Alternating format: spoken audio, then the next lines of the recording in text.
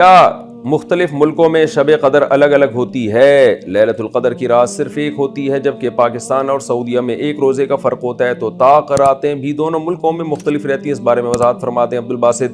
دیکھیں، شریعت میں جو عبادتیں ہیں نا، ان کے لیے وقت جو ہے نا، ٹائم، یہ یا تو معیار ہوتا ہے یا ظرف ہوتا ہے۔ یہ فقہی اصطلاح ہے، فقہا بہتر جانتے ہیں۔ تو یہ ہر ملک کا اپنے حساب سے ہوتا ہے۔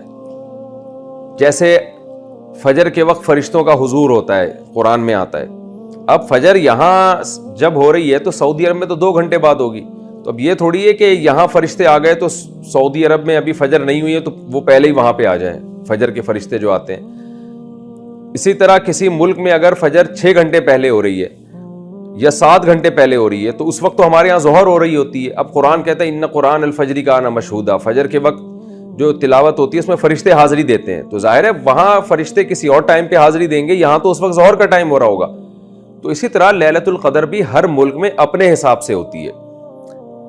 اس کی بڑی مضبوط دلیل یہ ہے کہ اگر سب جگہ ایک ہی دن پہ لیلۃ القدر ہوتی تو پھر بہت سے ملکوں میں تو اس دن لیل ہی نہیں ہوتی، رات ہی نہیں ہوتی، تو وہاں لیلۃ القدر کہاں سے ہوگی؟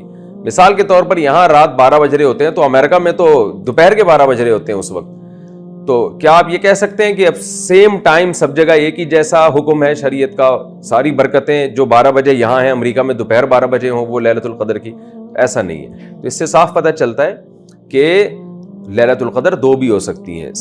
یعنی فار ایگزامپل اگر 21ویں رات کو لیلۃ القدر تھی سعودی عرب میں تو وہ اگلے دن ہمارے ہاں 21ویں رات ہے تو ہمارے ہاں اگلے دن ہوگی۔ تو یہ اللہ کے لیے کوئی مشکل نہیں ہے۔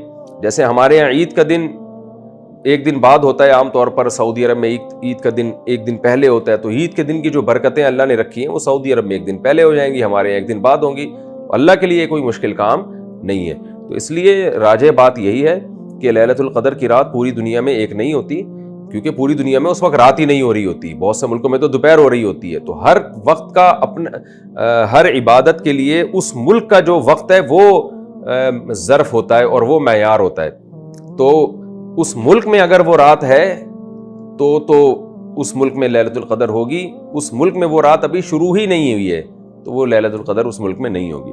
تو اس لیے ہمیں اس بحث میں پڑھنے کے بجائے کہ سعودیہ میں کب لیلۃ القدر، ہمارے ہاں کب ہے، ہمیں اپنے کنٹری اور اپنی جو بھی حکومت ہماری اعلان کرے تاخیراتوں کے بارے میں، رمضان کے بارے میں، کیونکہ حکومت رمضان کا اعلان کرتی ہے اسی حساب سے ہم تاخیراتیں متعین کرتے ہیں، تو ہمیں اسی حساب سے چلنا ہے۔ شب قدر کی خاص عبادات، کیا لیلۃ القدر میں کوئی خاص عبادت منقول ہے؟ مثلا نفل کی 1 رکعت میں سورہ فاتحہ کے بعد سورۃ القدر اور پھر سورہ اخلاص 50 مرتبہ پڑھنا اور اس طرح 10 یا 20 رکعت پڑھنا، کیا یہ ثابت ہے؟ ہدایت اللہ کشمیر بالکل ثابت نہیں ہے، بلکہ یہ عمل بدعت ہے۔ اس لیے آپ لیلۃ القدر میں وہی اسی طرح سے عبادت کریں جیسے نارملی آپ عبادت کرتے ہیں، نوافل پڑھیں، دعائیں مانگیں، اللہم انک عفو تحب العفو فاعف عنا، یہ دعا زیادہ سے زیادہ مانگیں، نبی صلی اللہ علیہ وسلم نے سکھائی ہے۔ تو یہ اسی طرح بس دعا، تلاوت، ذکر، استغفار، تسبیحات جیسے نارمل عبادت کا طریقہ ہے، لیلۃ القدر میں بھی اسی طرح عبادت کرنی چاہیے۔ شب قدر میں عبادت 83 سال کے برابر ہے۔ آج کل یہ SMS چل رہا ہے کہ جو کوئی شب قدر میں صدقہ یا نفل یا 3 مرتبہ سورہ اخلاص پڑھے گا تو اسے 83 سال کی عبادت کا ثواب ملے گا۔ اس کی کیا حقیقت ہے؟ زوجہ منصور کرک سے۔ ایسا کچھ بھی نہیں ہے، ایسا کوئی حدیث سے ثابت نہیں ہے۔ ہاں یہ ضرور ہے کہ 1000 راتوں کے برابر، 1000 مہینوں کے برابر ہے تو وہ 83 سال بنتے ہیں۔ تو جو بھی عبادت کریں گے تو وہ 1000 مہینوں کے برابر ہو جائے گی، چاہے قل ہو اللہ پڑھیں، چاہے سورہ فاتحہ پڑھیں، چاہے تلاوت کریں، چاہے یعنی کوئی اور تلاوت کریں، چاہے آپ نماز پڑھیں، دعائیں مانگیں، تو ساری عبادتیں کرنی چاہیے اس میں، کیونکہ ہم کو تمام عبادتوں کی ضرورت ہے۔ ہمیں نماز کی بھی ضرورت ہے، ہمیں دعاؤں کی بھی ضرورت ہے، ہمیں تلاوت کی بھی ضرورت ہے، ہمیں صدقات و خیرات کی بھی ضرورت ہے، اور ہمیں توبہ استغفار کی بھی ضرورت ہے۔ تو عبادت کی جتنی قسمیں لیلۃ القدر میں اور لیلۃ القدر میں مخصوص عبادت ثابت نہیں ہے۔ یہ جو چل رہا ہوتا ہے نا کہ پہلی رکعت میں یہ سورت پڑھیں، پھر یہ سورت پڑھیں، پھر یہ سورت پڑھیں، یہ سب چیزیں غیر ثابت ہیں، بدعت ہیں، ان سے اجتناب کریں۔ تمام دوائیں بچوں کی پہنچ سے دور رکھیں، تمام بدعتیں اپنی اور بچوں کی پہنچ سے دور رکھیں۔ تو لیلۃ القدر میں آپ سمپل نماز پڑھیں، زیادہ سے زیادہ دعا مانگیں، اور تسبیحات ہیں، تلاوت ہے، یہ کام کریں۔ سمجھتے ہو؟ دوسرا، جتھے نہ لگائیں لیلۃ القدر میں، اس کو بھی لوگوں نے ایک شو بنا لیا ہے۔ جب تھے دوست احباب مسجدوں میں ٹوپیاں پہن کے جا رہے ہیں اور پھر بیٹھے ہوئے ہیں, گپے لگ رہی ہیں, ہاں ہلا گلا چل رہا ہے, پھر چلو جی جماعت سے نماز ہو رہی ہے, ٹھیک ہے جماعت سے نماز بھی پڑھ سکتے ہیں, لیکن تراویح میں تو بڑی جماعتیں جائز ہیں, تو ثابت ہے خلفائے راشدین سے. تہجد میں بڑی جماعت ثابت نہیں ہے, لہذا یہ بھی بدعت ہے. تراویح بھی تو ثابت ہے نا, اس میں تو جتنے پوری مسجد بھر جائے, لیکن تہجد میں اس طرح تداعی کہ اتنے لوگوں کو اکٹھا کرنا کہ قاری صاحب تہجد پڑھا رہے ہیں سب لوگ آ جاؤ, یہ نبی سے ثابت نہیں ہے. جب ثابت نہیں ہے تو جائز بھی نہیں ہے. تو اس لیے تہجد میں اگر کسی نے جماعت پڑھنی ہے 2-3 سے زیادہ افراد کو اکٹھا بولو نہ کرے, تاکہ زیادہ تعداد نہ ہو جائے لوگوں کی. لیکن بہتر یہی ہے کہ اپنے طور پہ پڑھیں تہجد. تراویح ہو گئی جماعت کے ساتھ, باقی نوافل کیسے پڑھیں؟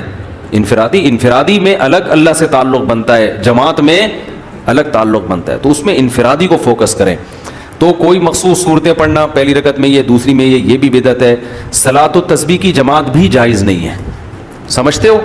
صلاۃ التسبیح انفرادی طور پر تھوڑا سا اختلافی مسئلہ ہے, جمہور علماء کے نزدیک سنت ہے, بعض کچھ علماء ایسے بھی گزرے ہیں جو صلاۃ التسبیح کو نہیں سنت مانتے. وجہ اس کی یہ ہے کہ وہ کہتے ہیں اس بارے میں کوئی بھی صحیح حدیث موجود نہیں ہے, لیکن چونکہ روایات کی کثرت ہے, اور کثرت سے جب روایات ہوتی ہیں تو درجہ حسن تک حدیث پہنچ جاتی ہے. اس بیس پر بہت سے علماء کی رائے یہی ہے کہ پڑھ لینی چاہیے. تو جو اختلافی مسئلہ ہو اس میں اگر کوئی بھی رائے رکھتا ہے تو اس میں شدت جائز نہیں ہے. سمجھتے ہو کہ نہیں سمجھتے؟